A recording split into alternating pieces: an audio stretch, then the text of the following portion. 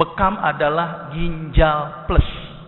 Ginjal adalah organ yang mengeluarkan racun-racun atau zat hasil sistem metabolisme yang tidak berguna tetapi larut dalam air. Contohnya apa? Urium, terus kemudian apa? Kreatinin, asam urat, kolesterol. Tapi masalahnya kolesterol tidak larut dalam air sehingga ginjal tidak bisa membuang kolesterol. Dia hanya membuang urium, kreatinin, asam urat. Terus bagaimana kolesterol bisa dibuangkan, Pak? Kolesterol bisa dibuang ketika tadi bekam. Bekam adalah fase pembuangan ginjal plus. Artinya apa yang dibuang ginjal dibuang juga oleh bekam, tapi apa yang dibuang oleh ginjal yang tidak dibuang sama ginjal tapi dibuang oleh bekam.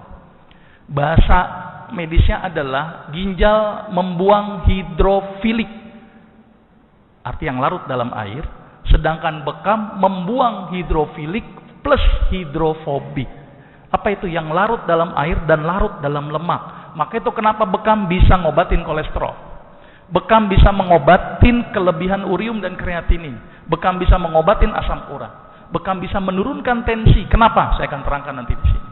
Berarti kesimpulannya adalah bekam membuang zat-zat yang tidak berguna seperti ginjal membuang zat-zat yang tidak berguna, namun bekam bergunanya plus. Itu gambaran sedikit. Nah, ini gambaran sedikit bagaimana mekanisme bekam.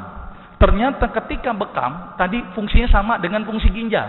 Berarti dia membuang zat yang tidak berguna. Bahasa kerennya pengeluaran CPS. Tetapi ketika ada sentikan cetik, timbul rangsang nyeri. Ternyata rangsang nyeri ini akan merangsang ke otak langsung. Di otak nanti akan keluar endorfin. Apa itu endorfin? Zat yang bikin kita bahagia, kita tenang, tensi tidak terlalu tinggi. Itu keluarlah endorfin. Maka itu bekam ternyata bikin kita bahagia seharusnya. Ditambah lagi ketika dikop, maka semua cairan akan terkumpul di bawah kulit sehingga sensitivitas saraf menjadi tidak sensitif. Maka itu kenapa bekam ketika disuntik itu tidak akan ada timbul nyeri. Karena sudah terakumulasi cairan interstisial dalam jumlah yang banyak.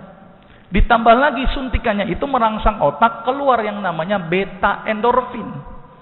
Berarti bekam bahasa kerennya adalah bikin bahagia. Ingin bahagia, bekam. Tapi menjadi tidak bahagia kalau bekamnya lagi mikirin utang. Nah, itu lagi nggak bahagia itu.